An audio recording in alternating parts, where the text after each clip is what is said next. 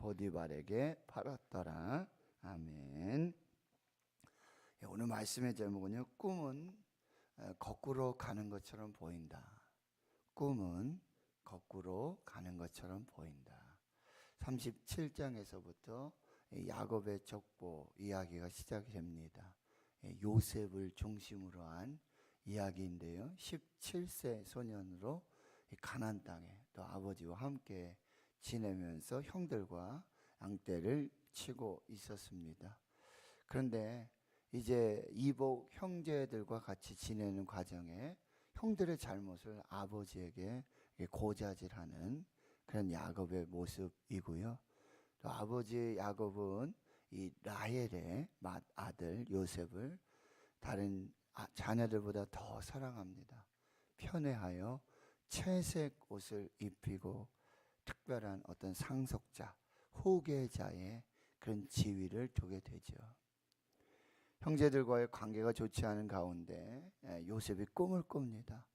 하루는 이 곡식단들이 자기에게 와서 절하는 그런 꿈을 꾸고, 또 다시 겹하여 꿈을 꾸게 되는데 해와 달과 별들이 자기에게 절하는 그 꿈을 꾸게 돼요. 하나님의 꿈입니다. 하나님의 비전입니다. 그런데 그 은사들을 자기 중심으로 또 자기의 유익만을 위해서 감사하지 못하고 관리하지 못하고 그것을 정말 그렇게 이야기하게 되었을 때 관계가 더 악화되고 시기하게 되어지는. 하루는 아버지 야곱이 이제 형들이 세겜에 가서 뭐 가뭄의 이유도 있을 거고 여러 상황 속에 헤브론 골짜기에서 약 80km 떨어진 세겜에서 형들이 양을 치는데, 아버지 이 야곱이 요셉을 불러서 가서 형들이 평안한지 또 내 양떼들이 평안한지 평안을 위한 신방을 이렇게 보내요. 근데 17살이고 아버지 야곱이 왜 이 사랑하는 아들을 80km 이상 떨어진 그곳으로 혼자 이렇게 신방을 보냈는지 그것도 좀 의아하고요. 그리고 또 요셉은 순종하여서 그 길을 떠나지만 세겜에서 형들을 만나지 못하고 거기에서 또 20km 떨어진 도단으로 가서 이제 형들을 만나는데, 형들은 이미 다 잘 알고 있어요. 옷을 입고 오는, 채색 옷을 입고 오는 이제 이 요셉을 죽이기로 서로 모의하게 되어지는 거죠. 꿈꾸는 자가 오는도다.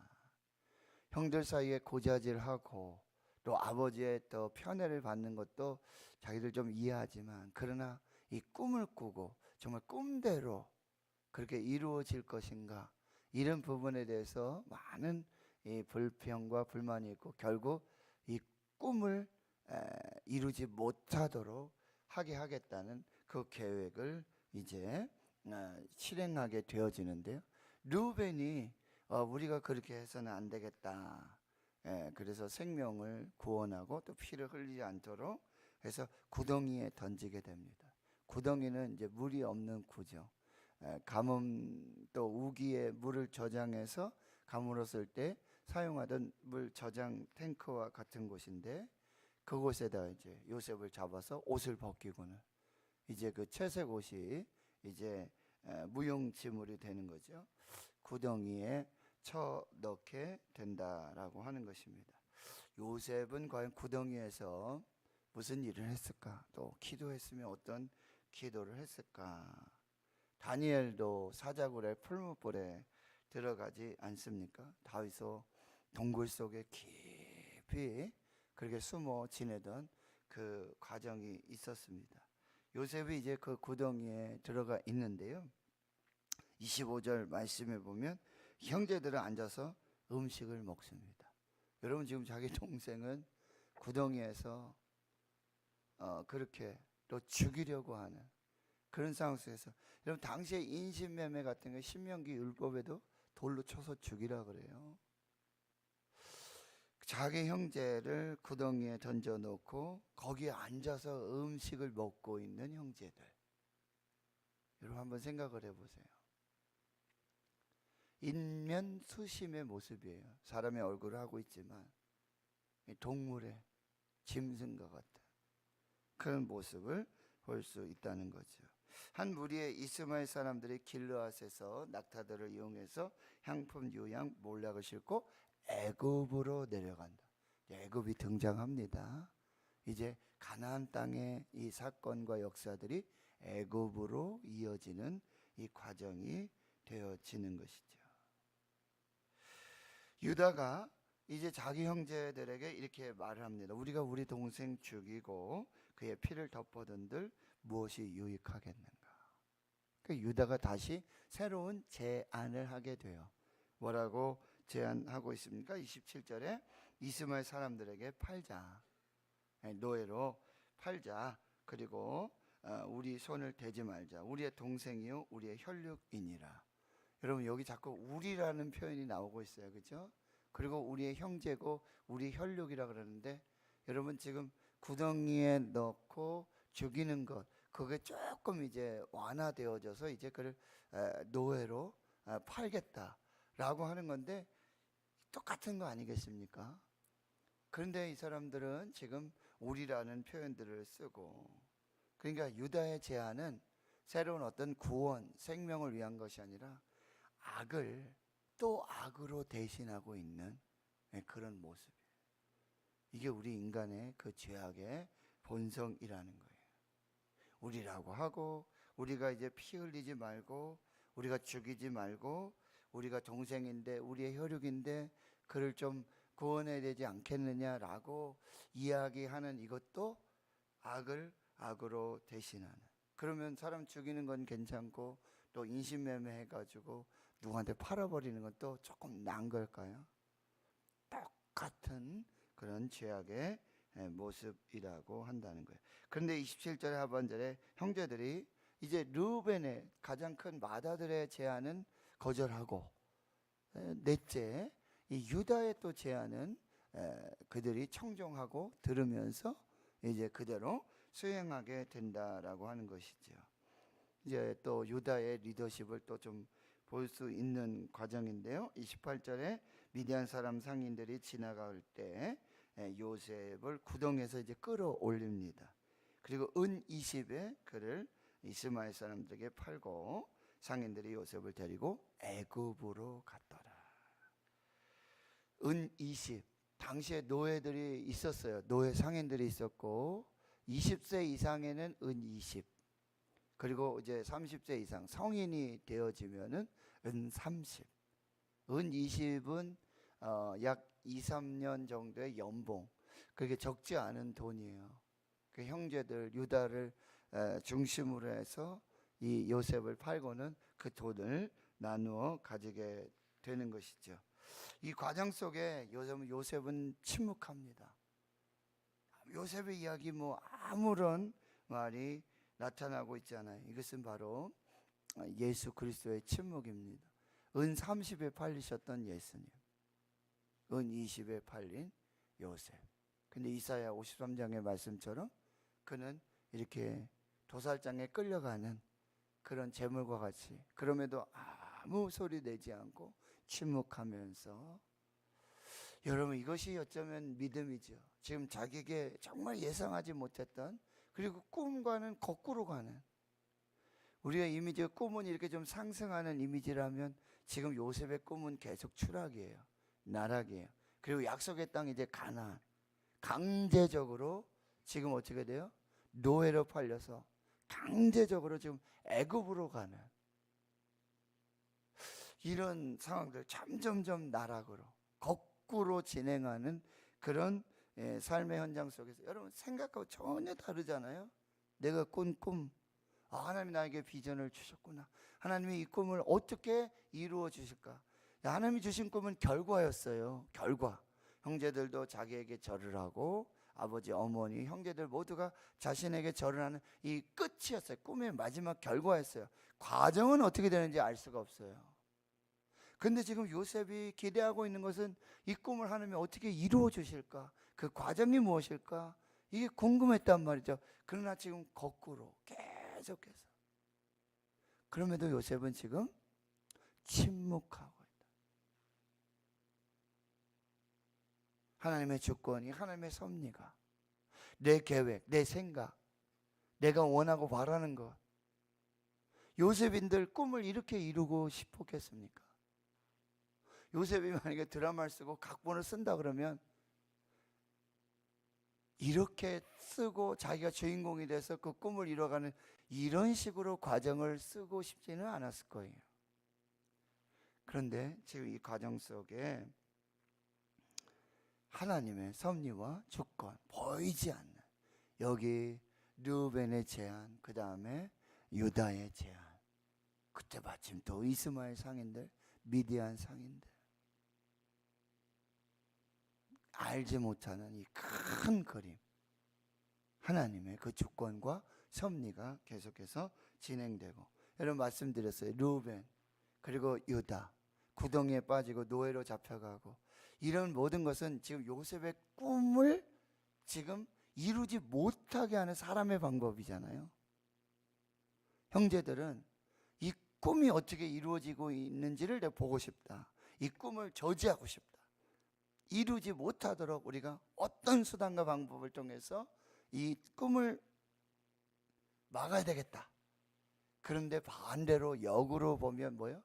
이 모든 과정이 요셉의 꿈을 이루어가는, 꿈이 이루어가는 시작이 되는 그 역사라고 한다. 이게 바로 하나님의 주권이고 하나님의 섭리라는. 한번 더 보실까요? 그래서 29절에 르우벤이 돌아와 보니까, 르우벤이 이때 또 밥도 안 먹고 어디를 또 혼자 돌아다녔는지 모르겠는데, 이 지금 이스마엘 미디안 상인들에게 팔리는 이 과정에 없었어요. 희한하게 르우벤이. 그러고는 돌아와 보니까 구덩이를 보니까는 거기 요셉이 없는 거죠. 그런데 옷을 찢고 아우에게로 되돌아와서 아이가 없다. 나는 어디로 갈까?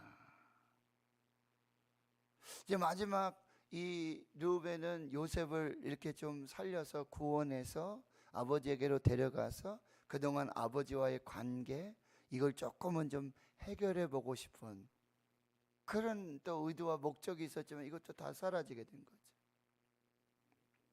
자, 그러니 31절에 보세요. 이 그들이 누굽니까? 이제 르우벤이 포함된 거예요. 이 10명의 아들들이 이제 어떻게 일을 진행합니까? 요셉의 옷을 가져다가, 옷을 벗겨버렸었잖아요. 그 옷을 가져다가 숫 염소를 주고 그 옷을 피해 적시고 그 채색 옷을 보내어 그의 아버지에게로 가지고 가서, 우리가 이것을 발견했는데 아버지 아들의 옷인가 보소서. 아버지가 그것을 알아보고 내 아들의 옷이다. 여러분, 이 과정은 창세기 27장에 야곱이 아버지 이삭을 속여서 형 에서의 옷을 입고, 그렇죠? 그 염소를 잡아서 털을 맺거나 이 다 이렇게 가지고 아버지를 속였던 그 장면과 똑같아요. 아버지를 속였던 야곱. 그런데 아들들에게서 똑같은 방법으로 지금 속임을 당하고 있다라고 하는 것입니다. 인과응보, 부전자전과 같은 그런 모습들이 지금 나타나고 있다라고 하는 것입니다. 그리고는 33절에 악한 짐승이 그를 잡아먹었도다. 요셉이 분명히 찢겼도다. 여기 악한 짐승. 이제 말하는 것을 보면은 사막이라든지 광야에 악한 짐승들이 있었다라고 하는 거죠. 그래서 이렇게 죽임을 당한 이런 표현이지만, 이 악한 짐승이 누굽니까? 요셉을 구덩이에다가도 처박아 놓고는 거기 앉아서 밥을 먹었던 인면 수심의 형들, 사람들이 악한 짐승. 제 사람의 그런 형상을 하고 있지만 그 마음에는 이미 악이 들어가 있어요. 사탄이 역사하는, 짐승만도 못한. 그것이 즉 야곱의 입술을 통해서 그들에게 나타나. 그런데도 이 형제들은, 아들들은요, 눈 하나 깜짝하지 않아요. 이런 악을 이렇게 도모하고 나서도 아버지를 그렇게 속이고도 전혀 마음에 어떤 그런 부분이 없다라고 하는 것입니다. 여러분, 이게 죄의 연쇄 반응이에요. 죄는 죄를 낳습니다. 또 죄를 낳습니다. 결국 죄의 끝은 사망이 되는 거예요. 자그마한 죄가 눈덩이처럼 쌓여서 큰 죄악으로 나아가게 된다라고 하는 거죠. 34절에 이제 아버지 야곱이 옷을 찢고 굵은 배로 허리를 묶고 오래도록 그 아들을 위해 애통합니다. 35절, 그의 모든 자녀가 위로하지만 위로가 되지 않는 것이죠. 내가 슬퍼하며 스울로 내려가 아들에게로 가리라. 이 스울이라는 단어도요, 지옥이라는 개념인데요, 게헨나. 그러니 이제 요셉은 애굽으로 갔잖아요. 그러니까 애굽의 개념 속으로 봤을 때도 이것은 이스라엘 백성들이 살아갈 가나안 땅이 아니라 정말 지옥과 같은, 그 음부와 같은 그런 이 스올로 이제 요셉이 가게 되고, 내가 그리로 가겠다. 요셉이 먼저 가고 야곱이 나중에 이렇게 쫓아가는 형국이 되어지죠. 아버지가 그를 위하여 울지만 또 아들들의 위로 속에서도 위로가 되지 않는 것입니다.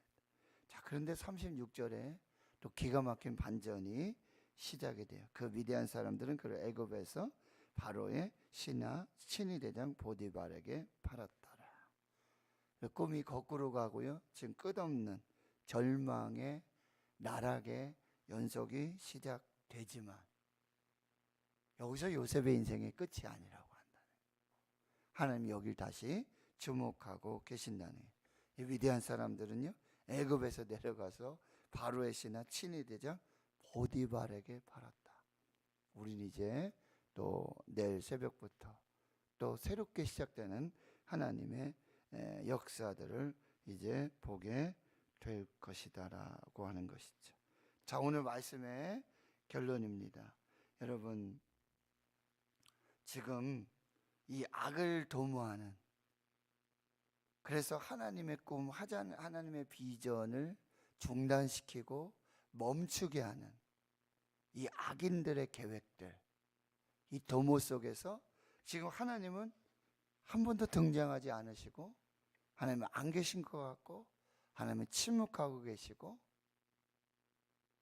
하나님이 도대체 이 일을 어떻게 풀어갈 것인가, 어떻게 해결할 것인가, 굉장히 궁금한 과정 속에 있지만, 여기에 분명히 꿈은 거꾸로 가고 지금 상황과 이런 형편들은 더 악화되어져 가지만 여기에 분명히 하나님의 섭리가 있고 하나님의 계획이 있고 하나님의 뜻하심이 있다. 그래서 이사야 55장의 8절과 9절, 내 생각은 너희의 생각과 다르다. 내 길이 너희의 길과 다르다. 에레미야 29장 11절, 이거는 재앙이 아니라 평안이고 너에게 소망을 주려 한다. 여러분, 거꾸로 가는 인생 같고 꿈이 거꾸로 진행되는 이 모든 과정 속에서도 분명히 하나님이 일하시고 하나님의 계획이 있고 하나님의 뜻이 이루어지기를. 여러분, 요셉의 침묵은 과연 뭘 의미하는 걸까? 이제 끝났구나. 하나님도 나를 도우실 수 없구나. 하나님도 안 계시는구나. 그 침묵이 아니라, 그런 예수님의 침묵이 아니라 절대적인 신뢰로 인한 침묵이에요. 하나님은 살아계신다. 나와 함께 하신다. 하나님이 주신 꿈은 하나님이 이루어 주신다. 나는 요동치 않으리라. 나 입술로 범죄하지 않으리라. 나는 끝까지 하나님을 신뢰하리라. 이 완전하고도 절대적인 믿음의 신뢰가 우리 입술에 침묵으로 오늘 그렇게 하나님 앞에 설 수 있는, 지금 모든 환경 상황 속에서 이 배후에서 일하시고 역사하시는 신실하신 하나님, 일하시는 하나님, 역전시키시는 하나님, 반전시키시는 하나님, 그 하나님을 오늘 끝까지 믿음으로 신뢰. 입술로 범죄하지 마시고 불평하고 원망하지 마시고 끝까지 한번 기다려 보십시다. 우리 끝이 어떻게 될런지. 여러분, 우리의 끝은 결국 천국이에요. 아멘이십니까? 우리의 끝은 결국 합력하여 선을 이루시는, 악을 선으로 바꾸시는 그 역사를 기대하며 오늘도 하나님 앞에 믿음으로 사시는 주의 백성들 되시길 주의 이름으로 축원합니다. 하나님 감사합니다. 오늘 또 말씀 앞에 서서 성령께서 교회와 성도들에게 주시는 그 말씀 듣게 하시니 감사합니다. 요셉의 꿈이 거꾸로 가고 있습니다. 점점 나락으로, 애굽으로, 스올로 향하는 요셉의 꿈. 그러나 요셉은 침묵합니다. 어떤 침묵일까? 무슨 침묵일까? 하나님을 절대적으로 신뢰하는 하나님 배후에서 섭리하시고 역사하시고 하나님 반드시 꿈을 이루실 것을 침묵으로, 오히려 하나님 앞에서 침묵하며 하나님의 거룩한 역사를 기대하고 소망하는 저희들 모두가 되게 해 주시옵소서. 이제는 우리 구주 예수 그리스도의 은혜와 하나님 아버지의 무한하신 사랑하심과 성령의 내주 교통 충만하심이 이제로부터 영원토록 함께 하시옵기를 간절히 축원하옵나이다. 아멘.